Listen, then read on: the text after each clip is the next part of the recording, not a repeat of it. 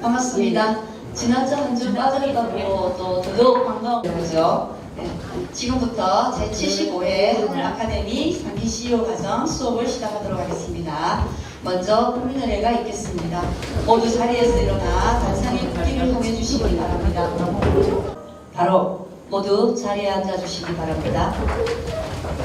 다음은 NGO 하늘공동체 총재이신 한효섭 박사님으로부터 오늘 특강을 해주실 강사님 소개가 있겠습니다. CEO 과장 여러분 반갑습니다. 박수 한번 주세요. 제가 이 자리에 참 전국의 유명한 사람들 많이 특강을 많이 했습니다. 뭐 김익문 작가도 오셨는데 우리가의 특징이 뭐냐 하면 애국가 사절까지 부르는데 제가 옆에서 오늘 애국가 사절 다 힘차게 부르는 김희정 의원님을 못 봤습니다. 진짜 애국가 사절까지 안 나는 거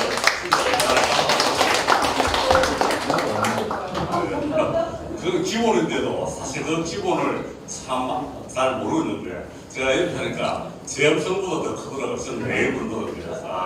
정말 사절까지 많이 부르구나. 이 이야기를 모르냐면 애국심이 있다면 나라에서 살아가는 가장 중요한 애국심인데 그 애국심을 잘 몰라보는 경우가 참 많거든요. 근데 오늘 그 얘기를 들으면서 우리 김희정 의원님 진짜 정말 나라 사랑하는 마음이 있구나. 근데 하나 사람에는 단점이 없는 게 있는데 장점이 단점이 되고 단점이 되는데 저도 30대 국회의원을 했습니다만 우리 김희정 의원님도 30대 국회의원 해가지고 올해 3선을 했지만 정말 워낙 훌륭하다기보다 너무 똑똑해야 조금만 덜 똑똑했으면 5선이 되었을 건데 그동안 시련을 많이 겪었어요. 그러면서 여성부장관도 했죠, 청와대 대변인도 했죠. 쭉 그러면서 참 많은 시련을 경력을 가지면서도 지역구에 내려오니까 우리 여성 사람들이 또 자기보다 똑똑을 별로 안 하는 것 같아요. 생김새도 적지요, 여자지요, 또 처녀때 결혼 국회의원도 했죠. 그러니까 조금 질투하는 사람이 생겨가지고 한 두 분 떨어졌어요. 그거 안 떨어지면 5선인데 아직 나도 보면 한 30대는 좀 넘었고 한 40대에서 안 보이니까 근데 굉장히 훌륭하다. 그런데 대화를 갖다 깊숙이 해보지 않으면 끝만 보고 나면 전 너무 냉정하다 해서 그렇게 나타나서 참 맛있었습니다. 그래서 이번에 3선이 되면서 국회의원은 3선이 되면 상임위원장을 맡게 되고 4선 되면 그 다음에 이제 국회 부의장, 의장을 쌓이면서 그 다음에 5선 대선 나가는데 앞으로 참 장래가 참 총명한 인물인데 정말 너무 훌륭하고 또 너무 앞에 경력이 나왔고 그러니까 잘못하면 세상 물정을 모르더라 오해를 받아 지혜분들에게 좀 신뢰를 하지만 그 교회 나가면 연락한다는 식으로 안 쓰는데 오늘 보니까 참 지난 선거에 고생을 좀 많이 하시네. 많이 좀 얼굴이 좀 상한 것 같아요. 그래서 앞으로 여러분 이 강의를 제가 정말 지금 서울서 바로 내려오셔가지고 보통 사람들 보면 딱 시간 갈 때 시간 예가 들어갑니다. 예가로 가는데 몇 시까지 마셨는데 딱 보니까 지금 몇 시에 마시 8시 반에 마신다니까 예약을 5시간. 그래서 제가 참 많이 다니면서 저도 그날 하면 하룻밤 자면서 이렇게 오히려 투자를 하는데 예약을 안 하고 그럼 이게 딱 마치고 그다음에 가서 어서 국회의원이 바쁘니까 바로 차를 타고 가다가 나는 차가 없으면 뭐 고속버스로 가든가 그래서 못하면 뭐 걸으는 말고 운전도 타는 그런 자세가 참 이거 사실 경험해보지 않으면 참 어렵거든 사실. 그래서 참 고맙다는 생각입니다. 그리고 지금도 사실 지난번 쓰면서 독일에 가서 참 공부를 하면서 지금 저술사 문제는 대한민국을 전 세계가 좀 골치 아픈 문제인데 선진국은 특히 선진국은 그런 시기에 굉장히 중요한 프로젝트를 맡아서 그 연구를 하고 그 주제도 참 좋은 겁니다. 또 정치에 관계없이. 그래서 제가 홍보를 했다마는 우리 학교 선생님들이 오늘 좀 며칠 보였는데 우리 고등학교, 사립학교, 초, 중, 고, 유치원까지 포함해서 전국 교장단협회 회장이 김혜근 회관 회장이 오셨습니다. 특별히 이분도 지금 전국에서 있는 저술사무소 해가지고 하는 거기에 저술사 특별위원입니다. 전국은 회장, 근데 그 의원이기 때문에 오늘 이 관계가 되기 때문에 오늘 남자분하고 여자분하고 누가 와서 저출산 문제를 듣고 강의하는 거 보니까 앞으로 대한민국의 저출산 문제 걱정 안 하게 있습니다. 오늘 여러분 잘 강의 들으시고 그것을 실천하지 않으면 아무 소용 없이 여러분의 입을 통해서 선전을 많이 하시면서 우리나라 대한민국 저출산도 해결하고 그 이야기 오늘 강사의 주인공이 꼭 국민의힘 윤재고 삼선의원 김혜정 의원의 강의라는 게 꼭 기억해 주십시오. 그리고 또 우리 그날 또 저출산 정부위원회 있던 우리 김혜관 초중고 유치원 사내학교 교장단회 전국회의에 같이 참석했다는 것도 꼭 전해 주십시오. 그래서 우리 사학들이 참 고생을 많이 하고 있습니다. 제가 교장을 한번 해보니까 교장 진짜 못해먹겠다. 진짜 이렇게 어려운 줄 몰랐어요. 옛날 교장 참 어려우시게 선생님이었다가 어려우시게 내가 지금 벌써 연수를 많이 받았거든요. 그러니까 지금 나라가 사는 길은 우리 교육을 잘해야 되고 우리 교수님들이 강의를 잘 듣고 저출산 문제가 되니까 우리 강의 잘 들으시고 혹시 A 한 둘이도 나오면 더 좋겠습니다. 강의를 잘해서. 자, 우리 김혜정 의원님 모시겠습니다. 박수 부탁드립니다. 교장 선생님, 총재님 특별한 소개 감사합니다. 네, 반갑습니다. 김정은입니다. 저녁을 안 드신 분? 아니, 무슨 배짱으로 저녁을 안 드셨습니까? 아이고, 김민님 서울에서 오신다는 게 맞아요. 너무 감사합니다. 네. 부산이라는 도시가 참 대단하다고 생각한 게 뭐냐면 서울은 조찬 모임이 좀 활성화가 되어 있어요. 그래서 아침 7시면 서울에 있는 웬만한 호텔, 홀이 비어있질 않습니다. 거의 다 공부를 많이 해요. 근데 제가 보니까 부산은 조찬 모임 대신에 이렇게 또 저녁 때 공부하는 모임이 또 활성화가 많이 되어 있는데 제가 아까 오자마자 한효석 교장 선생님께 예, 나옵니까? 안 나오는 건데 이제 나오네요. 강의를 들으시는 분이 어떤 분이냐 여쭸더니 일단 다 시민사회에서 활동을 많이 하시는 대표분들이 많이 계시고 또 CEO분들도 계시고 학교 선생님들도 계시다 그래서 아니 그러면 제가 그분들 앞에서 어떻게 강연하라고 저를 부르십니까? 라고 생각을 했는데 그냥 그 정치권에서 인식하고 있는 문제 내용에 대한 거를 제가 말씀을 드릴 테니 나중에 강의 끝나고 나서 저에게 좀 보태주셨으면 하는 바람입니다. 다시 한번 저에게 기회를 주신 한월고 우리 한효석 총재님께 감사 말씀을 드리고요. 개인적으로는 저희 국회가 군대 가면 들어간 해에 뭐가 있죠? 군번이 있잖아요. 그죠? 네.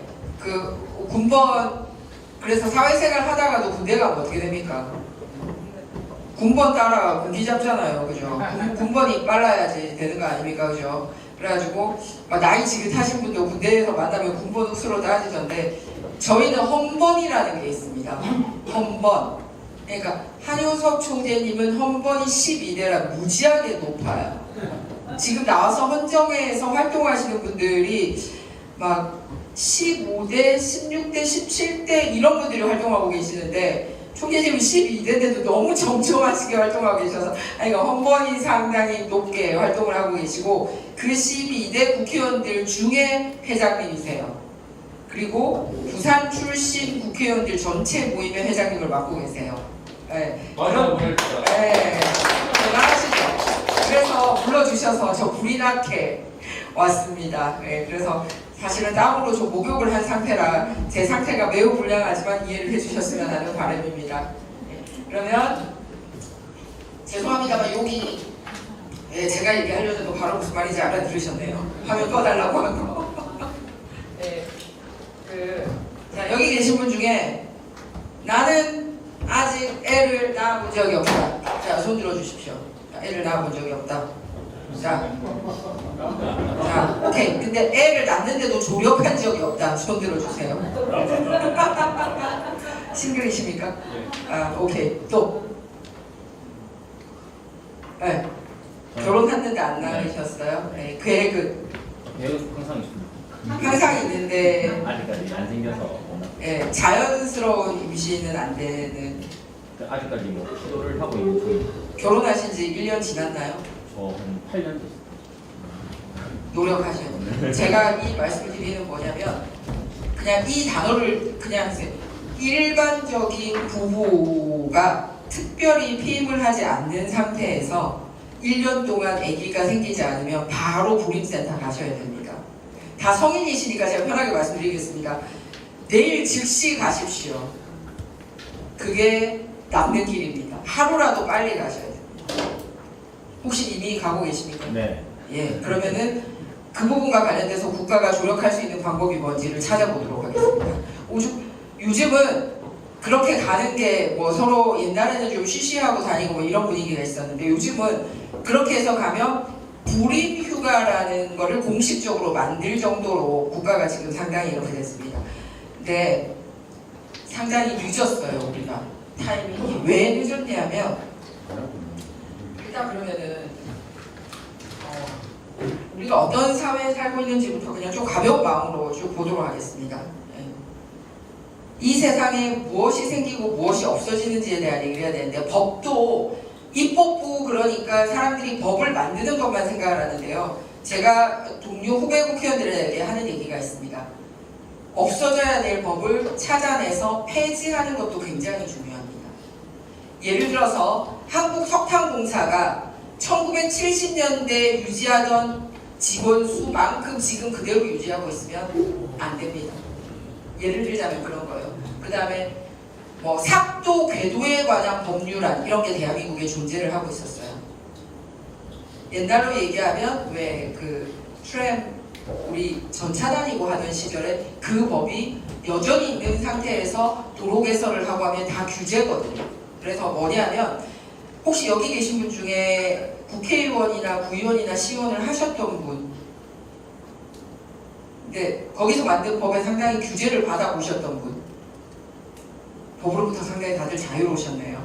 그래서 만드는 것 이상으로 없애는 것도 굉장히 중요합니다. 그리고 세상이 대한민국이 워낙 빨리빨리다 보니 이제 무엇이 생기고 없어지느냐인데 여기 계시는 분들을 제가 대강 연배를 봤더니 태어날 때부터 이메일, 휴대폰, 컴퓨터, 인터넷을 쓰신 분이 없으셨던 것 같아요. 그죠? 근데 지금은 이게 굉장히 보편화되어 있습니다. 그리고 없어지는 것도 봐야 되는데 뭐냐면 권위 있는 사전이나 참고 문헌이 없어지고 요즘은 위키피디아 같은 게 생겼어요. 그죠? 그 다음에 지리 실력이 없어졌어요. 전화번호 외우는 것도 없어졌습니다. 다 이제 대신하고 있기 때문에. 그런데 이런 아까 말씀드린 인터넷, 이메일, 컴퓨터, SNS보다 더 세상을 크게 변화시킬 요인이 바로 우리가 얘기하는 요인들입니다. 자, 그러면 질문 드리겠습니다. 요 숫자들은 뭐죠? 네. 역시 여기 애국가 사절까지 부르는 거 맞는 것 같아요. 제가 다른 데서 이거 물어보면요. 빨간 날 또는 노는 날 이렇게 얘기를 하던데 앞에 계시는 우리 이사님께서 국경일이라고 말씀하셨어요. 이 순간 박수가 안 나오면 안 돼요. 역시 국경일 단어를 쓰셔서 깜짝 놀랐습니다.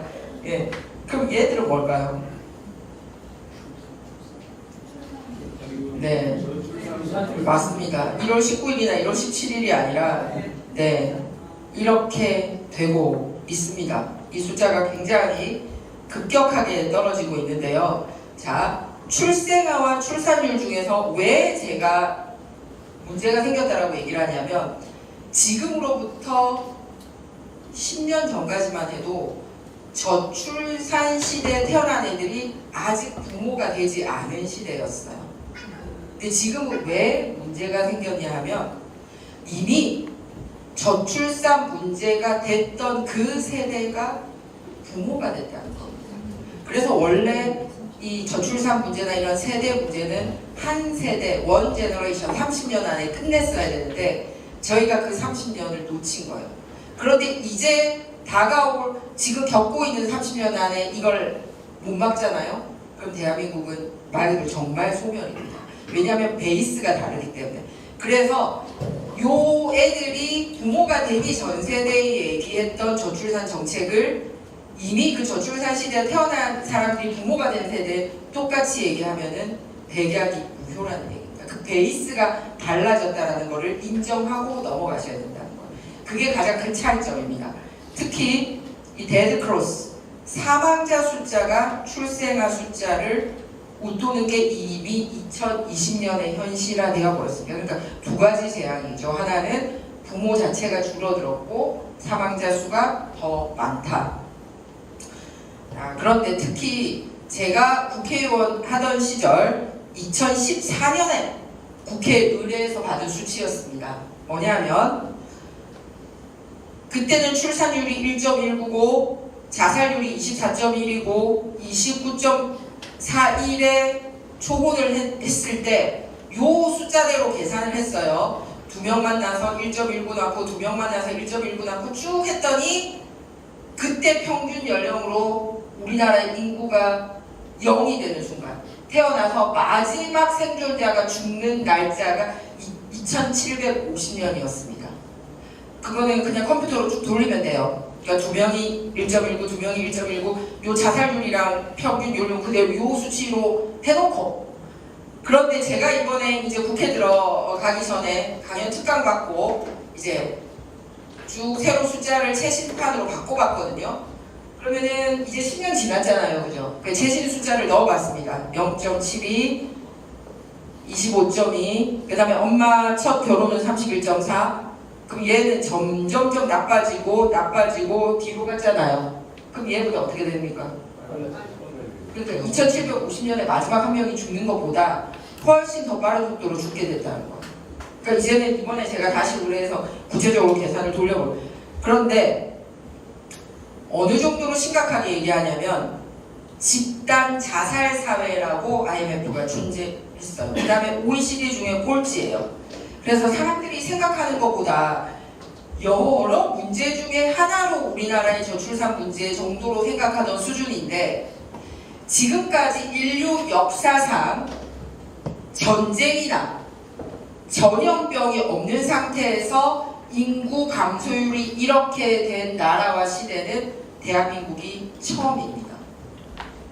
그래서 누구도 경험해보지 않던 시대를 살고 있는 거예요. 굉장히 심각하게 받아들여요. 다른 시대에 이렇게 급격하게 인구가 줄었을 때는 전쟁이 있거나 전염병이 있었습니다. 근데 저희는 그게 없이 이렇게 왔다는 것에서 훨씬 더 심각하게 받아들여야 된다는 겁니다.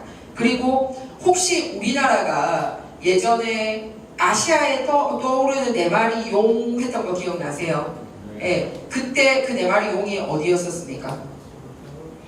싱가포르, 홍콩, 대만. 예, 정확합니다. 답변 주신 선생님께 정말로 감사 말씀을 드리고 국회까지는 알아서 차 타고 오시면 그 이후 관람은 제가 책임지도록 하겠습니다.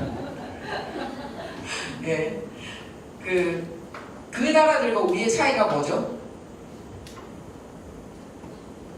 그 나라들과 우리의 차이? 그 나라들보다 우리가 현재 더 잘 살잖아요, 그죠? 네, 근데 이 차이가 뭡니까? 인구잖아. 싱가포르, 홍콩은 소위 도시국가에 해당되는 거예요. 그리고 대만도 사실은 이제 중국하고 이런 관계가 있다 보니 더 이상 발전이 그런 다른 국제사회에서 부담을 느끼다 보니까 발전이 안 됐는데 한국이 버틸 수 있었던 건 인구 때문입니다. 그래서 여기 계신 분들도 아시겠지만 전 세계에서 가장 1인당 국민소득이 좋은 나라가 혹시 어딘지 아세요? 싱가포르랑 국가 사이즈는 굉장히 비슷한데 주로 잘 사는 나라들이 모여있는 대륙에 있는 나라입니다. 1위가 룩셈부르크예요. 룩셈부르크를 딱 들어서잖아요. 거리 전체가 그 신세계 백화점 들어온 것 같아요. 센텀 신세계 백화점 분위기. 그러니까 청담동 분위기예요. 뭐냐면 그런데 여러분들이 전 세계에서 가장 잘 사는 나라 언급했을 때 룩셈부르크를 들어본 적이 있으세요? 없죠? 네. 그 베네룩스 3국에 나오잖아요. 네덜란드, 벨기에, 룩셈부르크 하는데 그 세 개 나라 중에서도 이름이 제일 생뚱맞은 게 룩셈부르크. 1인당 8만입니다. 예, 소득이. 예, 그러니까 굉장히 부자거든요. 그런데 왜 부자가 아니냐? 도시국가이기 때문에 그래요. 그러니까 도시국가 하나를 잘 살게 하는 거는 우리나라에서 강남 하나만 잘 살게 하는 것과 똑같은 거지. 그 중국이 여전히 저렇게 허덕이고 있는 것도 도시 하나만 베이징이나 샹하이를 놓고 보면 굉장히 높지만 전체를 잘 살게 하기 힘든 거라 국제적으로 경쟁력을 평가할 때는 반드시 인구를 봅니다. 그래서 자기 나라끼리 내수를 할 수 있도록 하는 것은 인구 7천만이 기준인데요. 국가적으로 경쟁을 할 때는 5020, 5030 들어보셨습니까 혹시? 5020, 5030 앞에 50은 인구 5천만, 2030은 이제 2만 달러, 3만 달러 해서 평가를 하는 이유는 내수로 커버될 7만까지는 아니더라도 적어도 국가 경쟁력을 얘기를 하려면 그 나라 인구가 5천만은 돼야 된다고 해서 5030 우리가 들어갔습니다. 몇 번째로? 7번째로. 우리 앞에 있는 나라가 미국, 영프도, 이태리, 일본, 한국 정도입니다. 그러니까 굉장히 한국이 버틸 수 있었던 건 이 인구수도 어느 정도 받침하고 있었다는 거죠. 그래서 룩셈부르크나 스위스 등이 가지지 못한 장점을 이제 우리가 가지고 있었던 겁니다. 그런데 여기서 제가 이거를 내뒀던 이유가 뭐냐면 자 2750년까지는 그러면 아직 되게 멀었네. 먼 옛날이네. 아까 그 숫자로 했을 때 제가 도시국가 얘기를 한 이유는 뭐냐면 한국의 경쟁력이 그렇게 인구에 기반한 거였는데 이미 2056년이 되면 2014년에 계산한 기준입니다. 이게 우리가 누렸던 그 지위를 누리게 되지 못하게 된다는 거예요. 50 클럽에서 벗어나기 때문에 지금과 같은 대한민국은 안 된다는 겁니다. 그러니까 여기서부터는 지금의 대한민국 모양이 아니라 경제 수치가 올라가도 소위 강대국 대열에 못 가다가 왜 숨 떨어질 때 허덕허덕허덕허덕 하는 나라가 된다는 거예요. 그래서 2750이 아니라 실제 2056년이었고 1.21 기준으로 2056년이었고 지금 현재 0.74까지 내려왔기 때문에 이거보다 훨씬 더 앞당겨져 있는 바로 우리 여기 계신 분들이 자기 살아 생전에 겪게 될 문제가 됐다는 겁니다. 그래서 초비상 대책을 해야 된다는 얘기입니다. 자, 오늘 그 존경하는 저희 선배 의원님 중에 한 분이 이제 전화가 와서 꼭 가고 싶은데 저출생 문제는 별로 나랑 상관없을 것 같아서 이러면서 우스갯소리로 전화를 오신 전임 국회의원이 계셨어요. 격려하려고 전화를 주셨는데 자, 상관이 있습니다. 왜냐하면 2030년에 건강보험이 30조 원 적자가 나기 때문에 지금과 같은 병원 서비스를 못하게 됩니다. 그러면 누가 타격을 받냐면 노인들이 타격을 받게 돼 있어요. 그러니까 이게 그냥 젊은이들만의 문제는 아니라는 겁니다. 그 다음에 자 남자분들 여자분들 다 39년이 되면 병역난으로 예비군이 재입대를 해야 되는 것까지 검토를 해야 되고 여자들이 군에 가는 것까지 검토를 해야 합니다. 제가 좋은 거 좋아하는 김석주 의장님 모셨습니다. 감사합니다. 예, 그래서 이게 건강보험에도 상관이 있고 이게 병역하고도 상관이 있어요. 아무리 첨단 무기로 바꿔도 기본적으로 이런 상황이 오는 겁니다. 그 다음에 문제가 되는 게 뭡니까? 국민연금이 적자로 전환되는 게 42년입니다. 그러면은 지금 막 빨리 계산하면 본인이 국민연금 받을 나이나 이런 걸 잘 생각하셔야 되죠. 예. 그리고 51년에 되면 노인 인구가 40%고 55년에 국민연금이 파산하게 됩니다. 지금 숫자대로 가면. 그리고 그 탄탄했던 공무원연금뿐만 아니라 사학연금, 공무원연금, 군인연금 등의 메꾸기위해서 우리나라 국가 예산의 4분의 1을 이 연금에 채우는 데만 써야 되는 사태가 오기 때문에 그냥 저출생 문제가 내가 저출생을 위해서 투자를 많이 하느냐 안 하느냐 그 돈을 거두느냐 마느냐의 문제가 아니라 현재 우리나라의 근간이 되고 있는 여러 예산에 영향을 주게 된다는 얘기입니다. 그러면은 야 그걸 어떻게 해결해야 되는데 그럼 심각한지는 알겠어. 자, 세 가지입니다. 시간과 돈과 정성입니다. 애가 하루아침에 안 만들어지잖아요. 그죠? 그러면은 얼마만큼의 시간과 돈과 정성이 필요할까요? 사회적 인식부터 보겠습니다. 전 세계적으로 역사적으로 가장 고귀하게 쓰였던 단어가 있는데 혹시 어떤 단어인지 아세요? 이사장님 정답입니다. 아무도 박수를 또 사회적으로 성공을 하시려면 이 두 가지만 잘하면 됩니다. 악수와 박수입니다. 네. 악수는 상호 인사라는 거고요. 박수는 남에 대한 칭찬인데 왜 악수가 상호 인사냐면 애들 있잖아요. 인사 잘 안 하는 애들 인사시키면은 안녕하세요? 지네 인사했다고 그래. 남한테. 너 아까 인사 잘 안 하더라고. 저 인사했는데요. 이래요. 근데 악수는 반드시 상호 인사를 해야 되니까. 자, 그런데 역사상 아까 얘기했듯이 전쟁이나 질병 없이 이런 사태가 있다고 했는데 동서고금을 막론하고 어머니라는 단어가 더럽혀진 건 지금 대한민국에서 유일합니다. 요거 보셨어요? 노키즈죠? 애 데리고 들어오지 말라고. 예, 전 세계 어디에도 없습니다. 애 데리고 들어오지 말라는 거.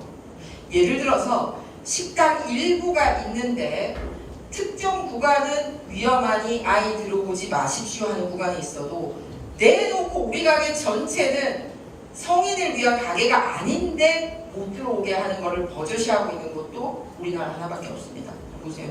노키즈존. 네. 그러니까 사실상 이렇게 표시를 만드는 거라고 똑같이 생각합니다. 말을 노키즈존이라고 얘기를 하면 사람들이 별로 뜨끔하게 생각을 안 하는데 만약에 우리 사회 곳곳에 이 표지판이 걸려있으면 어떨 것 같아요? 이거를 버젓이 하고 있어요. 왜냐하면 근데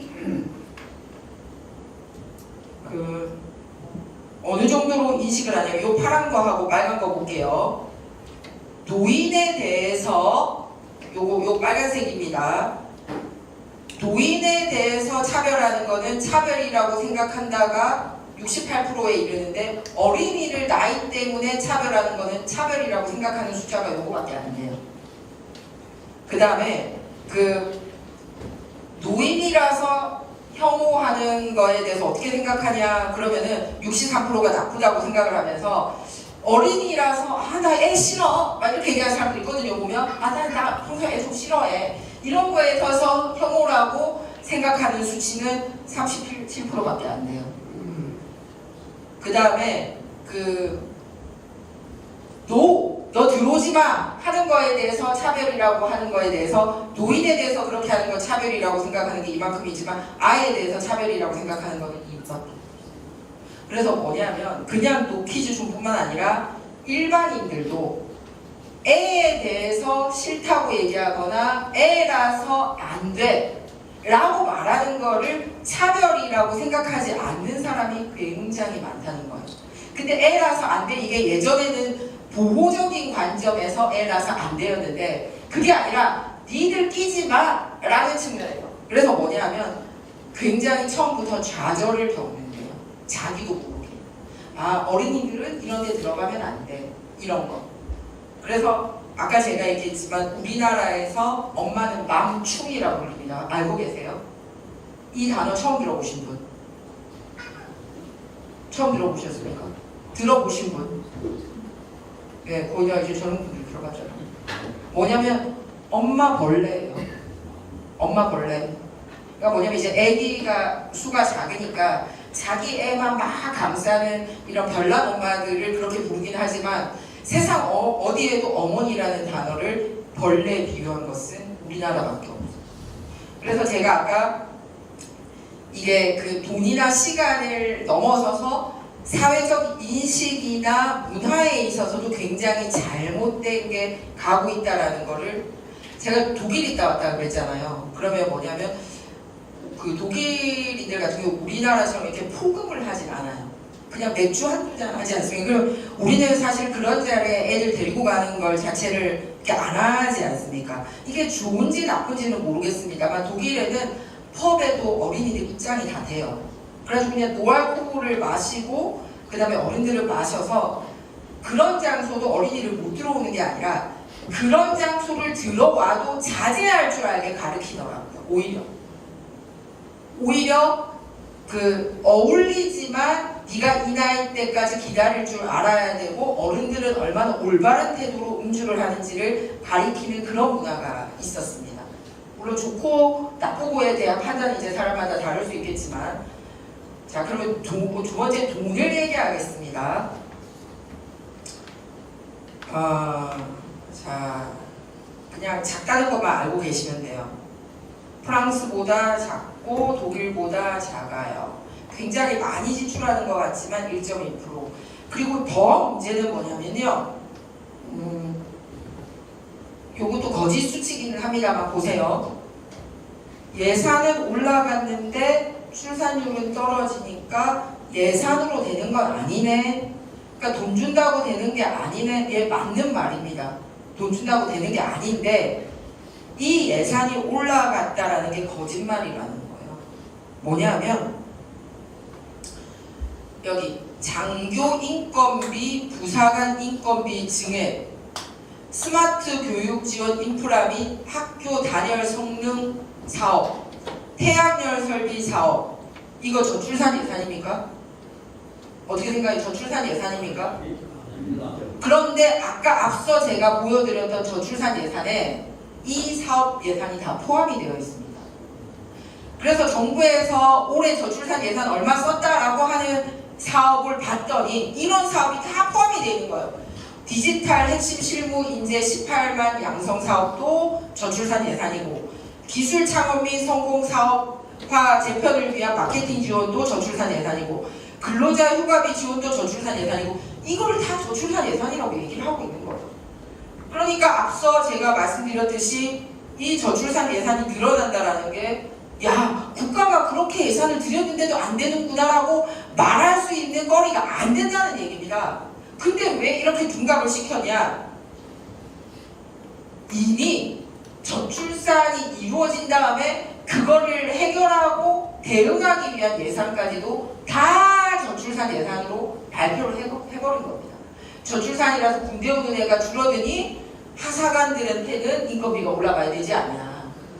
저출산이라서 사람이 없으니까 그거를 대신하기 위해서 스마트 교육을 하는 것도 저출산 예산이야. 그 다음에 저출산이라서 사람이 없으니까 디지털 인재가 필요해. 이게 맞습니까? 아닙니까? 저만 이상하게 생각하는 겁니까? 이상한 겁니까? 이거 저출산 예산에서 빼야 될까요? 아닐까요? 네, 당연히 빼야 됩니다. 그리고 실제로 만약에 48조를 썼다 그러면 이런 예산 빼고 진짜 저출산 예산을 48조를 썼으면 아까 같은 그런 일이 안 생겼다는 얘기죠.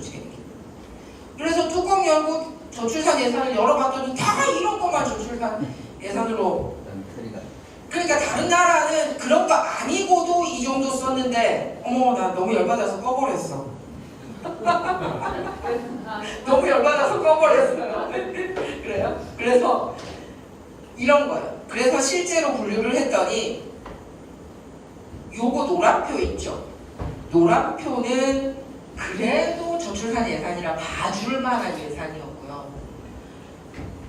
초록색은 아무리 생각해도 저출산 예산이라고 할 수 없는 예산이에요. 그러니까 사실은 저출산 예산이 늘어났습니까? 안 늘어났습니까? 아니요, 노란 거. 약간 늘어났긴 했지만 실제로 어때요? 저출산 예산을 확 늘린 적이 없었던 거예요. 그래서 해결이 안 됐던 겁니다.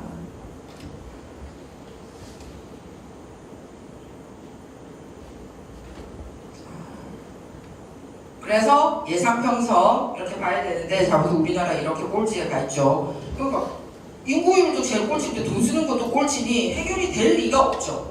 예, 근데 독일의 경우에 어떻게 하고 있는지 제가 살아보니까, 제가 독일 얘기를 하려고 하는 이유가 있어요. 독일과 우리나라의 공통점이 뭡니까? 저출산국, 네, 분단국이었습니다. 그래서 통일을 통해서 인구 문제를 해결할 수 있었고, 독일은 일단은 통일을 통해서 인구 문제를 해결했고, 우리는 아직 안 했고, 공통점이 있습니다. 또 독일과 우리의 공통점 뭐가 있습니까? 뭔가 아니, 라인강에 기적이 있었고, 우리는 한강에 기적이 있었죠. 핵심은 수출 대표적인 국가였어요. 독일도 메이드 인 저먼 해서 많이 우리 다 많이 팔아먹었잖아요. 그죠? 그리고 한국도 내수로 산 나라가 아니라 수출 강국으로 살았다는 특징이 있습니다. 두 나라가. 그리고 두 나라 다 교육 강국입니다. 예, 거기도 굉장히 교육을 철저하게 하고 우리도 그렇게 하고 이제 그런 특징이 있거든요. 약간 인구 베이스로 갔어요. 그런데 제가 독일을 얘기하는 이유가 있어요. 뭐냐면 별로 높은 거 아니네 생각할 수 있을 겁니다. 1971년 제가 태어나던 해를 일부러 적었습니다. 그런데 독일 요 71년부터 약 50년간 독일도 세계의 위치를 계속 유지를 하고 있고 한국이 놀랍도록 독일을 따라붙어서 아까 그렇게 따라갔잖아요. 그런데 중요한 거는 독일은 그때도 인구가 요랬는데 50년이 오도록도 요 수치를 유지를 하고 있다는 게 있습니다. 무슨 말이냐면 50년 동안 이 선에서 거의 유지를 하고 있다는 게 중요한 겁니다. 우리보다 확 2나 3이나 이런 게 아니라 즉 국가의 근간이 크게 흔들리지 않는다는 게 중요 포인트예요. 근데 우리는 보세요. 한참 이제 73년에 처음으로 우리가 북한보다 잘 살게 됐거든요. 막 달렸잖아요. 그때는 이 수치였기 때문에 지금의 대한민국을 가지고 올 수 있었어요. 근데 지금은 어때요? 5분의 1. 무슨 말이냐면 못 따라간다는 겁니다. 그래서 제가 독일을 얘기하는 거는 확 수치가 높으냐 안 높으냐에서 그 나라에게 교훈을 찾는다는 게 아니고요. 변함없이 그 사회의 근간을 50년 동안 유지해온 힘이 뭘지에서 답을 찾아요. 이 숫자를. 근데 우리는 완전히 드라마틱하게 거꾸로 꼬두박질 쳤잖아요. 그러니까 확 올리는 게 중요한 게 아니라 근간을 유지할 수 있는 힘을 찾아야 된다. 그런 면에서 이제 독일을 보자는 거예요.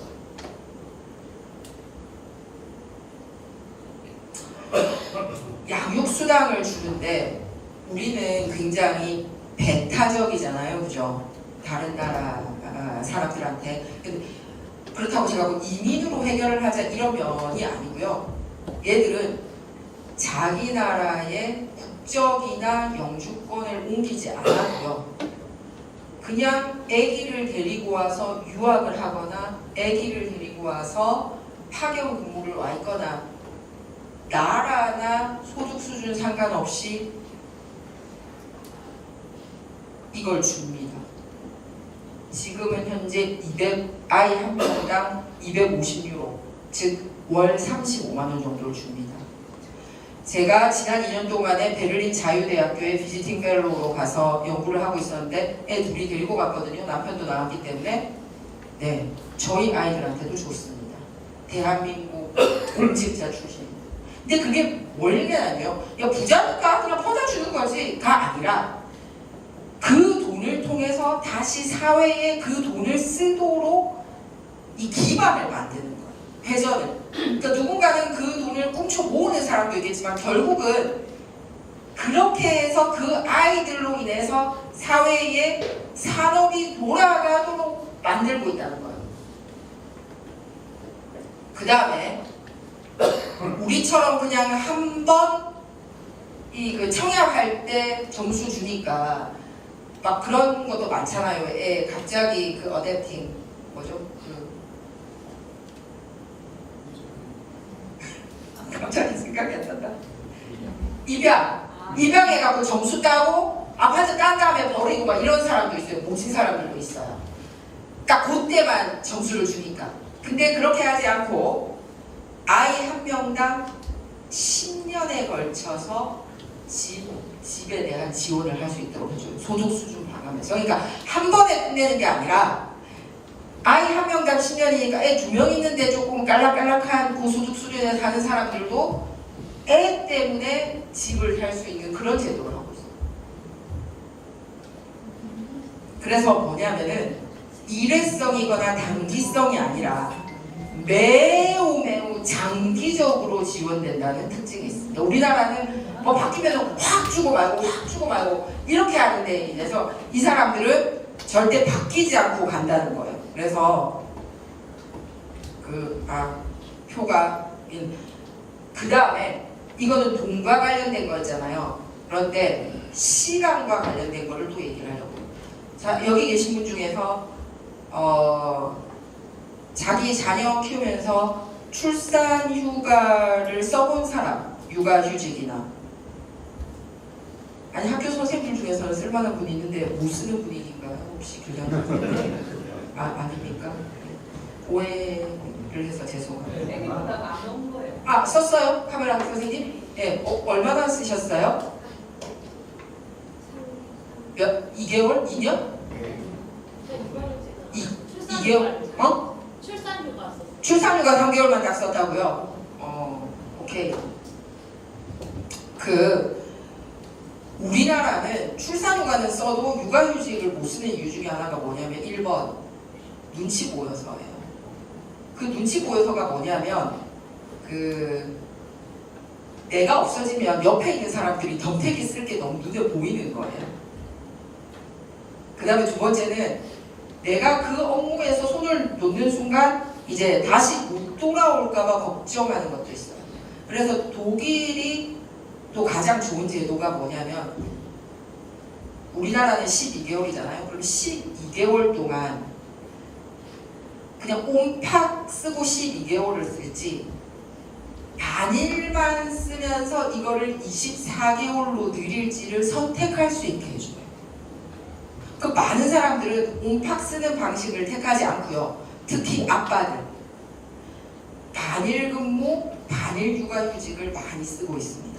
그래서 아침에 애를 기관이나 학교에 보내놓고 걔가 마치는 시간에 나도 집에 같이 오고 하니까 완전 휴직이 아니라서 부담이 없고 그 다음에 자기도 업무에서 완전히 느슨해지는 것도 아니 이런 거. 근데 한국 같은 경우는 쓰느냐 마느냐만 있으니까 마느냐 쪽이 훨씬 더 많은 거예요. 특히 아빠. 그런데 독일 같은 경우는 쓰느냐 마느냐에서 얇고 길게 쓰는 사람이 많은 거예요. 그래서 그런 문화가 될 수 있는 게 바로 시간 주권의 얘기입니다. 밀당이라는 얘기 들어보신 적 있으세요? 밀당. 네, 이사장님 밀당이 뭡니까? 밀고 당기는 거, 썸 타는 거. 네. 데이터 밀당이 제일 유명해요. 그러니까 이번 달에 데이터를 쓰고 남았는데 다음 달에 넘겨주거나 또는 다음 달에 쓸 걸 이번에 당기거나 그걸 밀당이라 그러거든요. 밀고 당기고. 그런데 저는 그래서 이 독일 거를 보면서 대한민국에 제가 만들고 싶은 제도 중에 하나가 시간 밀당제. 뭐냐면 내가 일할 때 옴팍 일해놓고 그거를 저축할 수 있도록 해줘요. 저축제도가 있어요. 근로시간 저축제도라는 게 있어요. 근데 이거는 출산 육아휴직에만 해당되지 않고요. 그냥 교육을 받거나 놀러가거나 할 때도 해당이 됩니다. 그러니까 사회 전반에 시간 주권을 보장하는 게 있기 때문에 이 근로시간 저축 제도를 육아휴직이나 출산휴직에도 쓰고 있더라는 거예요. 그러니까 아까 말했듯이 부모 플러스 제도를 통해서 단일 근무, 반일 일하는 것뿐만 아니라 이 근로시간 저축제까지 같이 활용을 하니까 독일이 그때나 지금이나 변함없이 이 숫자를 유지해오고 있었어요. 그래서 시간에 대한 세팅이 굉장히 중요하고 길게 가야 된다.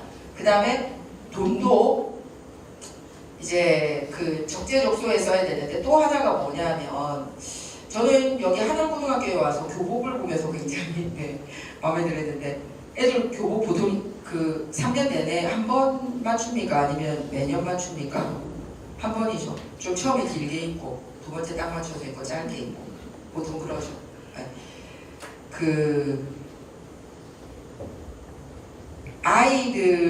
아이들은 옷이 떨어져서 옷을 바꾸는 게 아니라 왜 매번 바뀌잖아요. 그래서 우리는 왜 설빔, 추석빔 있지 않았습니까?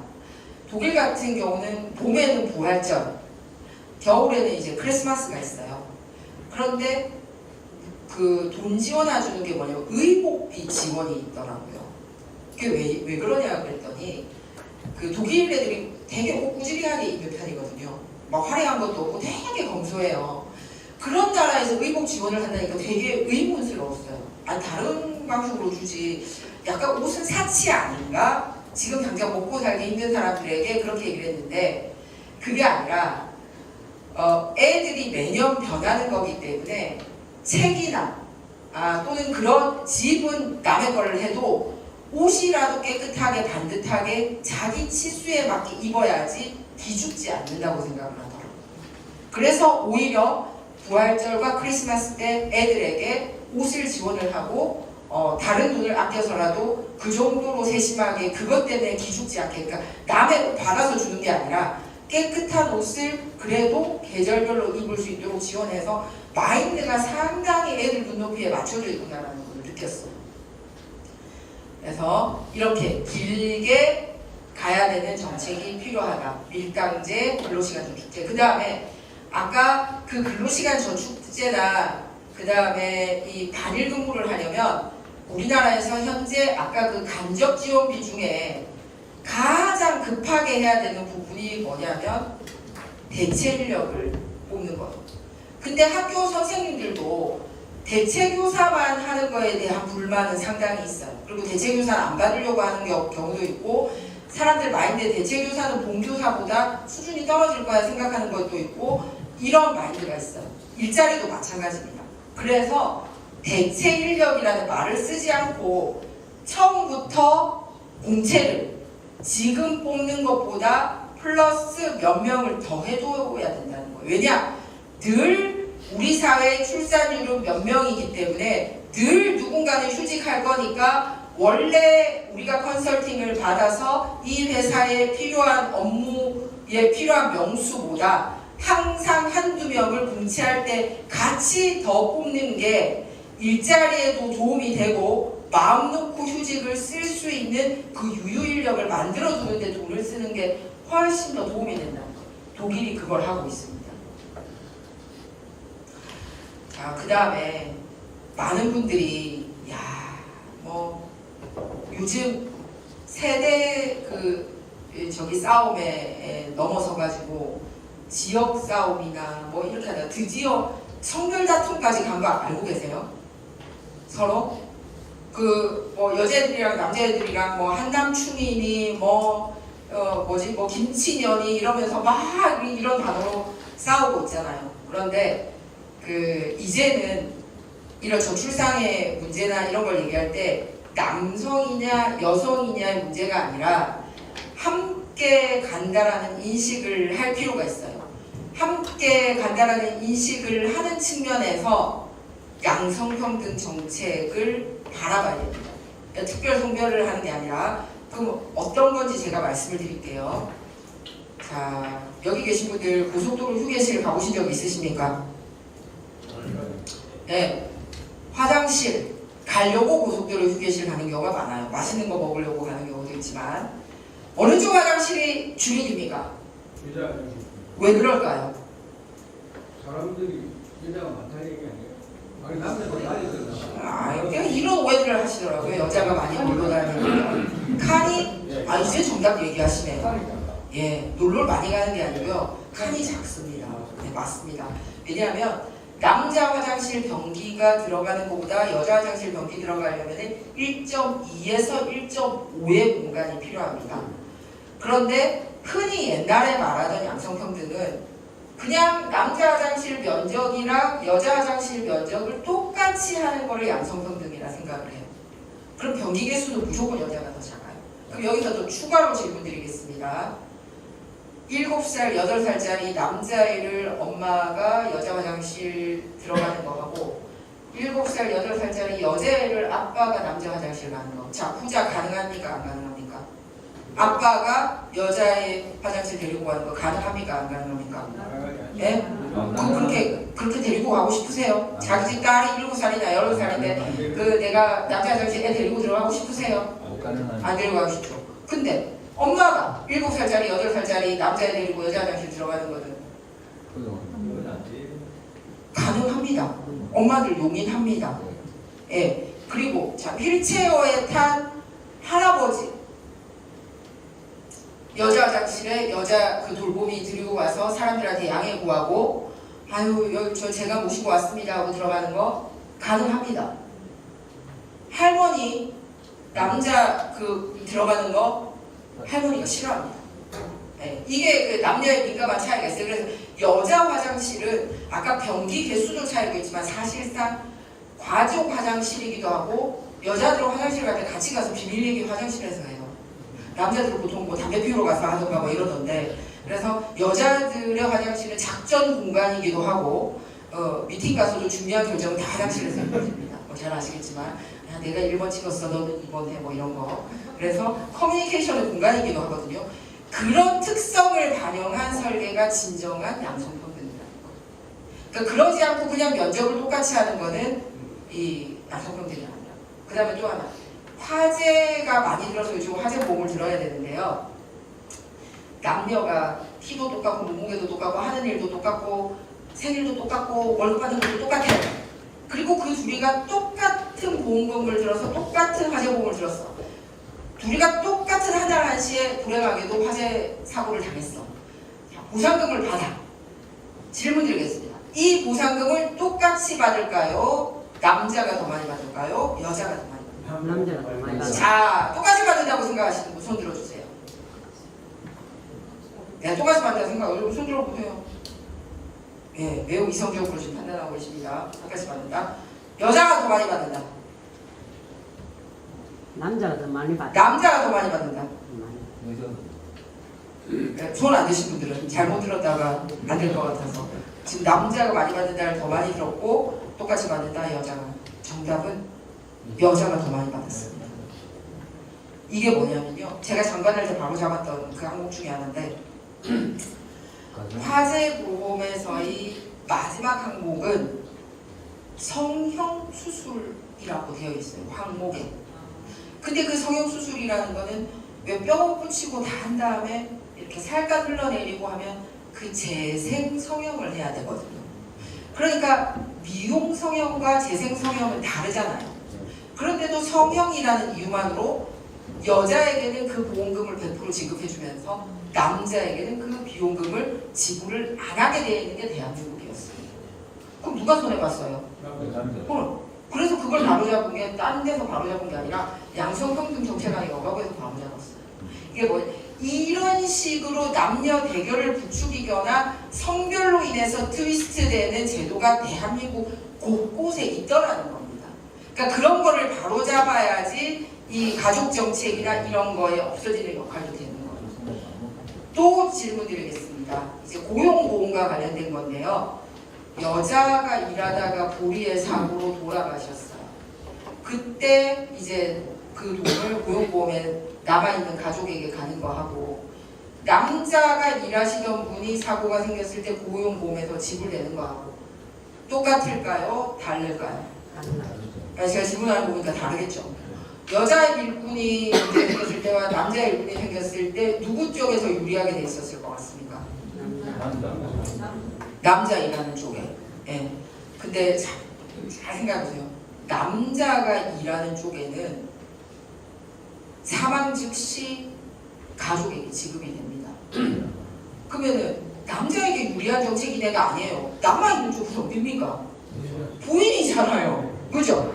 근데 여자 일꾼이 죽었을 때는 배우자의 나이가 65세 넘어야지 이 고용보험이 지급되게 돼 있었어요. 왜? 그게 뭐냐면 남자의 배우자 여자는 당연히 일을 안 하고 있을 거라 생각을 해서 바로 지급하는 방식으로 설계가 돼 있었고 여자 일꾼의 배우자는 당연히 남자가 일을 할 거라고 생각하는 거에서 지급이 안 되는 거예요. 어느 성별이 손해입니까? 둘 다 손해죠.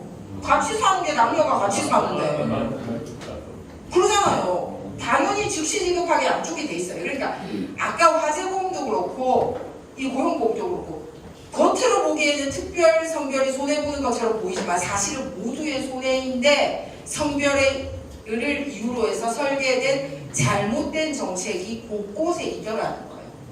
이제 그래서 아까 말한 이런 출산휴가나 육아휴직 이런 거를 아빠 쪽을 강요하는 이유도 바로 이것 때문입니다. 그래서 이런 설계에서 성별로 인한 예산 지원이나 정책에 차등이 없도록 하는 것도 저출산 문제를 해결하는데 굉장히 도움되고, 방금 제가 얘기 드린 요 사례 있잖아요. 제가 장관했던 연도잖아요, 그죠? 제가 발견해서 다 바로 잡은 사례들입니다. 근데 이거를 이제 끊임없이 해나가야지 대한민국이 성별로 인한 차등이 없어지는 건데, 마치 여성 정책이나 가족 정책은 여자만 위한 거고 우리 성별이랑은 무관해라고 생각하는 남성들이 많다는 게 이제 어떻게 보면 사회적으로 환영받지 못하고 있는데, 그게 아닌 상황이 됐다라는 말씀입니다. 그래서 정책 이름도 여성 정책이 아니라 양성평등 정책, 가족 정책으로 네이밍이 바뀐 겁니다. 그 다음에 아까 단순하게 인구 수치뿐만 아니라 보세요. 우리나라도 여성 고용률이 높아질수록 1인당 GDP도 높아지고 출산율도 높아지더라고요.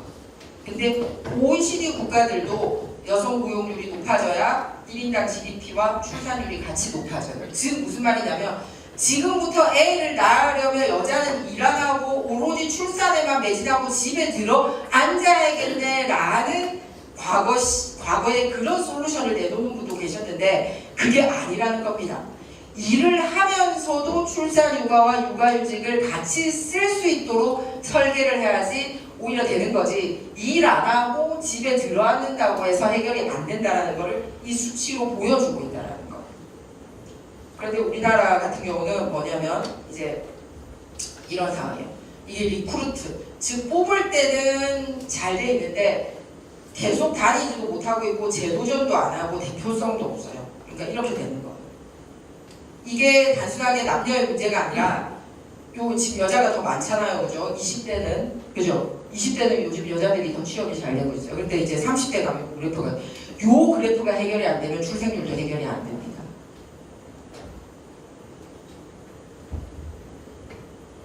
그래서 제가 시간, 돈, 정성 다 얘기를 했는데 이제 시간이 다가오고 있으니까 요거 보세요.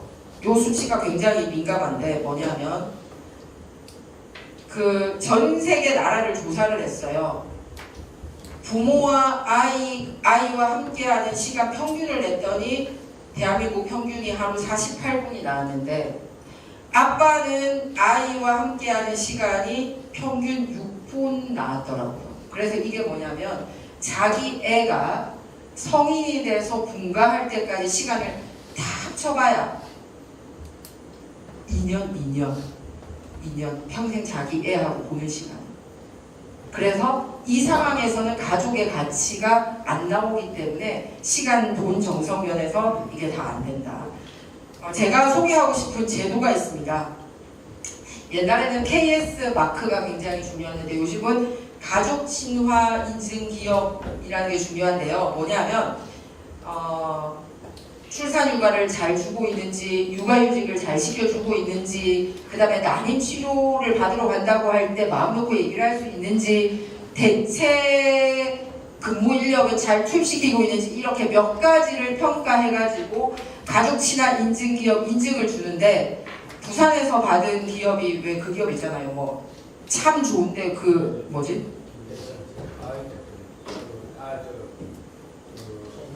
네?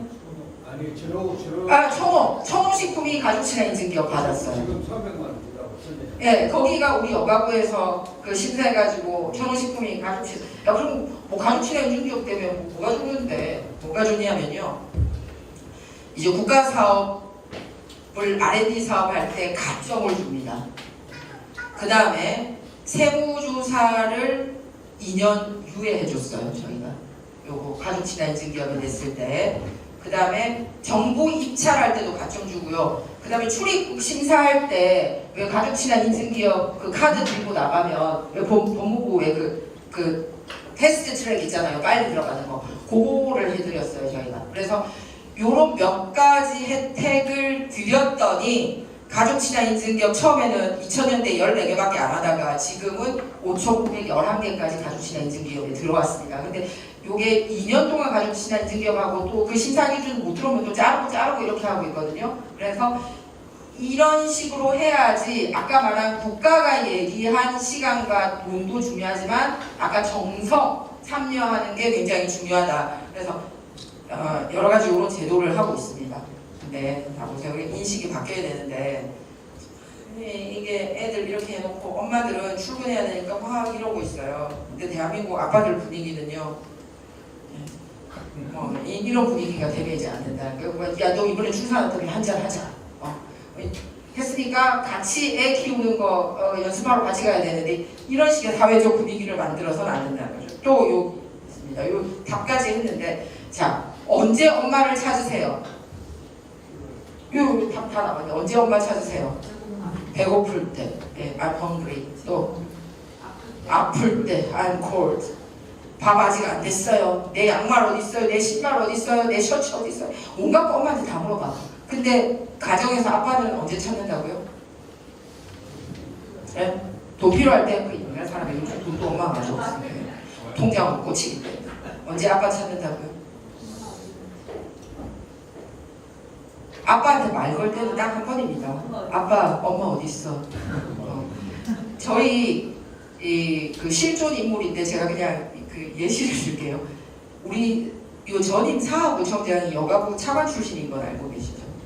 김태성 그 민주당으로 있는데 이분이 굉장히 가족 친화를 말고 건강가족 지원 이사장도 하고 그랬는데 실합니다. 본인이 집에 와서 이렇게 있으니까 애가 와가지고 보통 집에 들어오면 애들이 제일 많이 하는 게 냉장고 문 열어보는 거거든요. 그 다음에 각방 문 열어보잖아요. 엄마 있는지. 그럼 냉장고 문 열어보죠. 아빠한테 인사를 안 하더래요. 그래서 평소 없고 시커먼 옷 입고 있어서 못 봐서 그런 줄 알았어요. 그랬더니 애가 냉장고 문 열고 방문 열면서 하는 얘기가 근데 아무도 없네? 이러더라고요. 그래서 자기 못 본 줄 알고 누구야 학교 갔다 왔니? 이랬어요. 그랬더니 뭐라는 줄 아세요? 근데 왜 아무도 없어요? 그러니까 아빠는 아무 말에 안 들어가는 거야.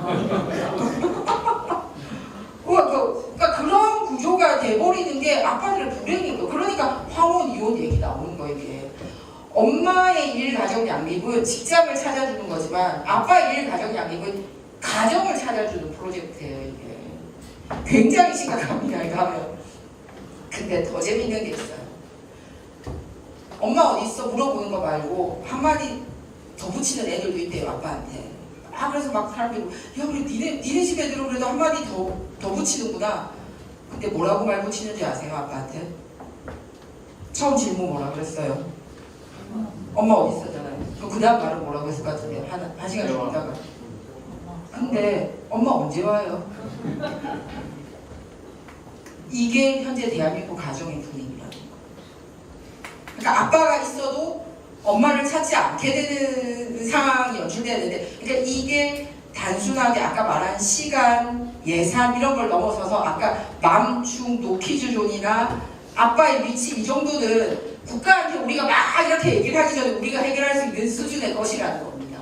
그러니까 아무도 없네가 아니라 아무나 있네 이런 거예요. 그래서 이 프로젝트를 참여해 주셨으면 제가 역시 만들었던 건데 매주 수요일을 가족의 날로 만들었어요. 그래서 제가 이마트랑 롯데마트 그때 회장단들을 만나가지고 수요일 날은 좀 폭탄 세일 해달라고 한 게 이제 가족들하고 밥 먹으러 가라고 그런 거고 이제 서울 같은 경우는 에버랜드, 롯데월드 이런데 수요일날 가족과 함께 입장하면 막 50% 세일해주고 막 이런 거예요. 그다음에 박물관이나 이런 거 가족과 함께 오면 무료 입장 이런 거를 만들어줬습니다. 그런데 두 번째 도시인 부산에 아직까지 이게 많이 없어요.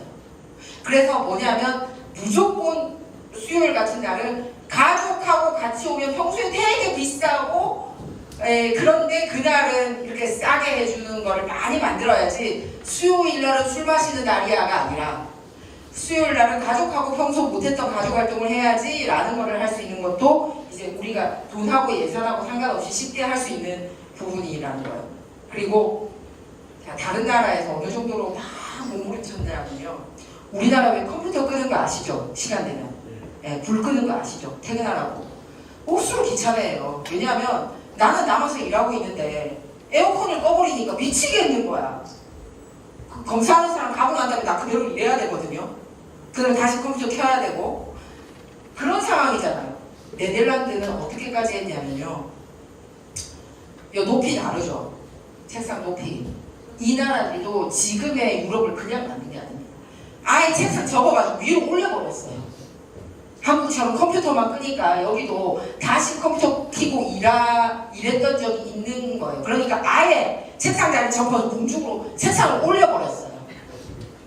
그래가지고 밑에서 가족들 데리고 오는 뭐 저녁 모임을 같이 하거나 이런 식으로 할 정도로 그냥 국가 예산이나 돈만 드는 게 아니라 문화를 바꾸려고 무지하게 노력을 한 거예요, 유럽도. 그래서 이제 이런 식으로 많이 이렇게 했는데 아까 말한 밀당 이런 거보다 자 그래서 뭐냐면 쭉 이제 시간 관계상 설득의 힘으로 제가 제시를 하려고 하는 게 시간 관계상 다 넘기겠습니다. 요거를 해야 돼요. 유학생활 하실 때 굉장히 말하셨네요. 네, 많이 홍보 좀 해주십시오. 오늘 처음 들었어요. 해야 할 일과 하지 말아야 할 일. 제가 여성발전기본법의 법명을 양성평등기본법으로 바꾸고 부성보호라는 단어를 처음으로 법에 박았습니다. 모성보호가 아니고. 예? 왜 유학을 어떻게 그러니까 그런 식으로 저쪽 세력들이 이런 가족 정책이나 양성평등 정책을 안 하고 특정 페미니스트 단체를 돕는 정책으로 바꿨잖아요. 네, 그러니까 다른 거죠. 그래서 해야 할 일과 하지 말아야 될 일. 근데 할 수 있는 일과 할 수 없는 일을 구분해서 그 회사나 가정이나 국가가 세팅을 하는 게 굉장히 중요한 것 같아요. 그래서 가장 먼저 해야 하는데 할 수 있는 일이 뭔지를 찾아내는 것부터 해야 하고요. 절대로 하지 말아야 될 일은 하지 않도록 하는 이런 사회적인 합의가 필요한 상황입니다. 근데 현재 우리나라에서 저출생 문제 해결하는 게 해야 하고 할 수 있는 일이라고 인식하러 오는데 30년 세월을 허송했다는 거예요. 그 부모 세대가 한번 지나갈 정도. 겨우 1번 순위에 저출생이 들어갈 수 있는 단계가 된 겁니다. 그런데 설득은 강압적으로 되지 않아요. 그래서 요거 저출생 문제뿐만 아니라 여기 계시는 사회단체들이 앞으로 캠페인을 하거나 또는 정책을 만들거나 할 때 요즘 애들에게 맞는 방식으로 저는 넛지를 얘기하고 싶습니다. 뭐냐면 시켜서 하는 게 아니라 옆에서 권유했지만 결론은 내가 내리는 거. 강압적으로 대를 이어라고 해서 대를 잇는 게 아니라 내가 스스로 낳고 싶은 마음이 생기는 거. 내가 스스로 둘째도 가지고 싶어지는 거. 내가 쓰레기 분리하고 싶어지는 거. 내가 이 동참 에너지를 아끼고 싶은 거. 이런 거를 넛지라고. 근데 옆에서 옆구리를 툭 쳐주는 게 넛지거든요. 아이 자기야 이거 해봐 이거야. 얘가 이거 해! 이거랑은 다르다는 거예요. 특히 요즘 애들은 야 이거 해! 하면 하러 갈라가 하다가도 기분 나빠요. 그런데 옆에서 툭 하는 거는 남이 시킨지 인식 못했지만 내 결정이야 하고 스스로 뿌듯해질 수 있는 게 이 넛지거든요. 그래서 앞으로는 정책을 하시는 분들은 반드시 요즘 MZ세대에 맞게 넛지의 방식을 해야 되는데 이런 거예요. 전기 아껴라고 해도 더워 죽겠는데 다 이리로 갑니다.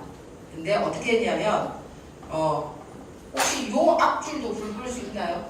여기 요 화면이 잘 안 보이는 것 같아요. 피아노 소리는 아니지만 여기 피아노 건반처럼 이랬더니 어때요? 어떤 사람은 아이고 피아노가 보네 하고 이렇게 걸어가는 사람이 생겨요.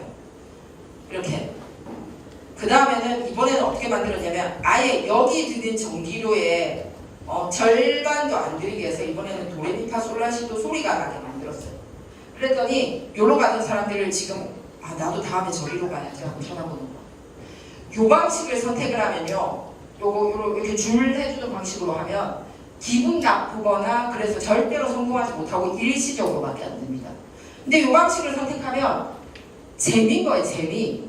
에너지를 아끼는데 억지로 하는 게 아니라 나는 계단을 올라가면서도 노래 부르면서 가는 거예요. 이게 넛지라는 거예요. 쓰레기도 감시원이 감시를 도는 방식으로는 해결이 안 됐는데 누군가가 장비를 심었더니 그 다음에 또 새로운 꽃 심고 새로운 꽃 심고 해서 완전히 쓰레기 더미가 해결이 되는 사례가 있습니다. 그러니까 감시보다도 꽃 한 송이가 이겼던 거죠. 그 다음에 요즘 애들한테는요 한 장 10원 이래야 콧방귀 낍니다. 한 장 10원이 5장 써도 50원인데 이러거든요. 근데 이거 한 장은 대륙 하나야 라고 얘기를 하면 그냥 너 아꼈어 라고 얘기를 할 필요가 없어요. 야 이거 한 장이 지구 대륙이야 이렇게 얘기하는 거하고 아꼈어 이렇게 얘기하는 거 다르다는 거예요. 그래서 이런 방식으로 그 다음에 쓰레기 봉사로 다니라고 해도 쓰레기통은 아무리 넓어져도 쓰레기는 버리기가 힘듭니다. 근데 이번에는 어떻게 했냐면 자기가 쓰레기통에 쓰레기를 버리고 그 순간 내 휴대폰으로 설정을 하면 내가 선정한 음악이 이 공원에 울려 퍼지도록 시스템을 한번 만들어 봤어요. 그러면은 쓰레기 줍기가 아니라 내가 원하는 음악 틀기가 돼버리는 거예요. 그리고 돈 대신에 쓰레기를 넣게 되는 거죠. 그래서 자연스럽게 쓰레기를 줍는 행위는 너무나 더럽고 피곤한 게 아니라 내가 선택한 음악을 공원에 틀 수 있게 하는데 돈도 안 들이고 쓰레기 주어만 해도 음악 틀 수 있겠네로 바뀌는 게 너치 방식이라는 거예요. 자, 그래서 요거 프레이 해주세요.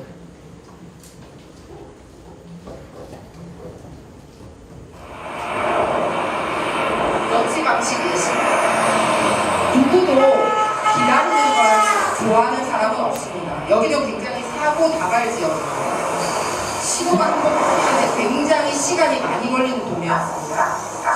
근데 좀 더 재밌게 사람들을 안전하게 기다리게 할 수는 없을까요?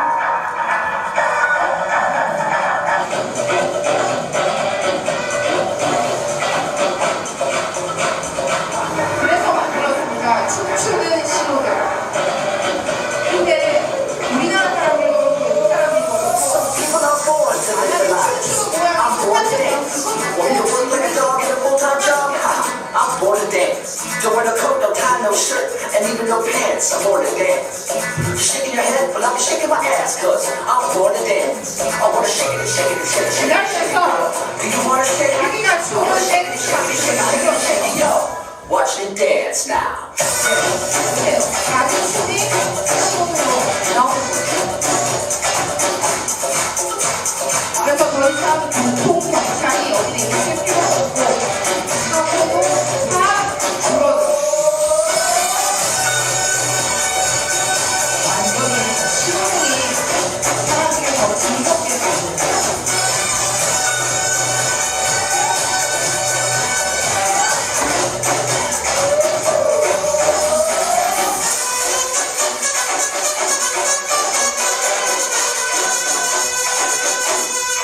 네, 이렇게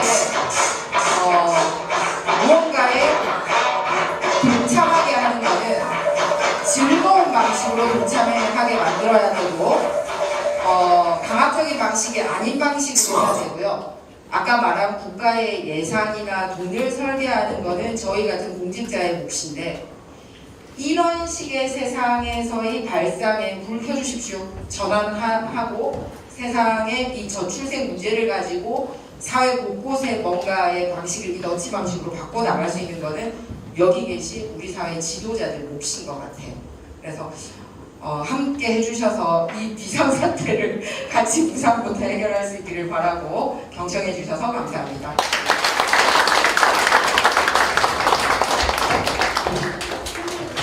질문이요? 네. 네, 약속한 80분이 지났는데 괜찮습니까? 네, 질문 받겠습니다.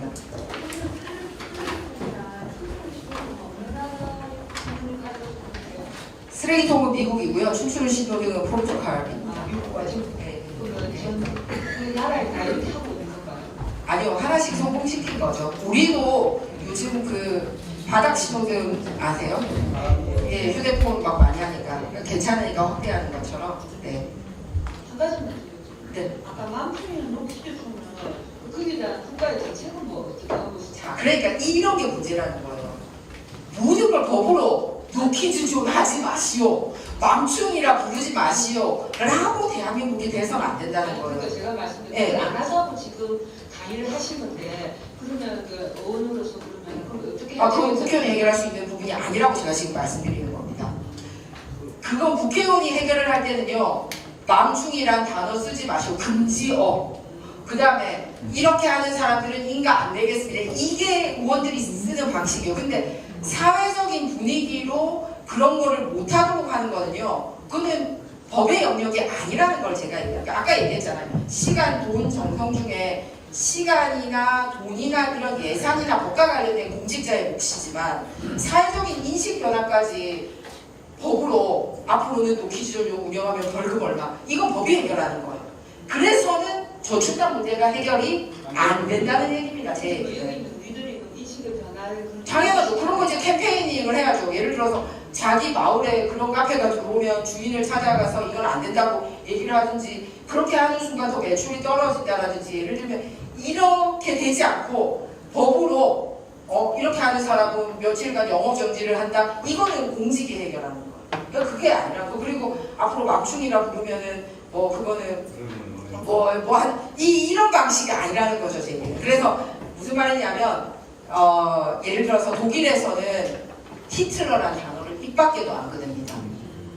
그리고 우리가 농담으로 왜 하이 히틀러 이런 일체 없어요. 거기는 두 번의 전쟁에서 전쟁과 관련된 단어를 장난으로라도 쓰면 안 된다라는 인식이 독일인들 사이에 뿌리 깊게 내려져 있습니다. 이거 한다고 감옥 가고 그런 거 아니에요. 그 사회적 인식이 그렇게 되어 있기 때문에 그 나라에서 농담으로라도 하이 히틀러 하거나 이런 그 표시 우리가 일장기 걸어놓는 그런 사람이 있듯이 나치 표시 걸거나 하는 것 자체가 법으로 금지되기 전에 사회가 그걸 못하게 되는 인식이 있는 거예요. 우리도 그런 인식이 필요하다는 겁니다. 아까 그럼 독일에서 네. 옷값을 두 분을 주잖아요. 네. 옷을 안 사고 다른 걸 해도 되는 거예요? 안 됩니다. 그게 다 의료비입니다. 의료비로서 그걸 제출을 한다는 그렇죠. 예, 그런 건 철저하게 돼 있습니다. 혹시 말씀하세요. CEO 1기 졸업생 황우현입니다. 네, 반갑습니다. 네, 오늘 이 삼선 김의원 국회의원 좋은 의견을 많이 들었습니다. 지금 우리 매스컴에서는 예. 18년간에 걸쳐서 380조에 대한 예산을 썼다고 계속 나옵니다. 우리 삼선 의원님이신 입법부에 네. 14년간 근무가 아니고 입법 활동을 하셨다면은 그런 380조가 왜 효용성이 없는지 저는 제 스스로 좀 질문을 하고 싶고 아까 제가 아까 강의 중에 말씀드렸는데 늦게 오셨어요? 예, 좀 늦게 왔습니다만은 네. 저는 제가 일기로서 제가 말씀드리고 있으면 이게 화면 꺼주시고 입법부하고 행정부에서 쓰는 거에 대해서 이걸 설명드리십니다. 그 아래 앉아 이게 다른 이야기가 있어요. 왜 그래? 그 다음에 넛지 액션 폴리시에 대해서 상당히 저도 공감을 합니다. 저도 한 50여 개국 해외 다니면서 저게 필요하구나. 대한민국이 나는 빼고라는 이야기가 상당히 많습니다. 내가 같이 포함되어 있는 5,180만 명이 아니고 나는 빼고 남이. 예를 든다면 용산에 있는 대통령실 VIP가 지금 실제로는 출산이 없잖아요. 자, 제가 우리 김희정 국회의원께 옳은 말인가 그거는. 건의하는 게 아니고요. 이게 마이크를 들고 카메라 갖다 대면 저출산 걱정만 하지 실제로는 액션을 안 취합니다. 이거 좀 우리 국회의원께서 정말 실현이 되도록 부탁을 좀 드립니다. 꼭 좀 부탁드립니다. 감사합니다. 아까 첫 번째 질문에 실제 저출산 예산이 저출산 예산으로 쓰이지 않았다라는 사례를 좀 들어드렸고요. 무늬만 저출산 예산이었다라는 거고 두 번째는 저도 사실 늦은 나이 임신하면서 이제 사실 유산도 경험했고 이런 능력이 있는데 실제로 지금 대통령 부부를 비롯해서 많은 분들이 임신을 원하지만 불임이나 난임 부부가 상당히 많습니다. 그렇기 때문에 그냥 출산하지 않았다는 것만으로 비난하기는 상당히 좀 힘든 그런 가슴 아픈 부부들의 사연이 굉장히 많아서 그분들을 도와줄 수 있도록 하는 게 저희가 해야 될 일이지 않나 그렇게 생각을 합니다. 좋은 말씀 해주셔서 고맙습니다. 정말 명강해 주신 우리 김희정 국회의원께 다시 한번 큰 박수 부탁드립니다. 사실은 그 바쁜 일정 속에서 아까 여기 오시기 위해서 서울에서 바로 오셨습니다. 그래서 정말 감사드립니다. 자, 지금부터 단체 사진 촬영이 있겠습니다. 앞으로 놔주시기 바랍니다.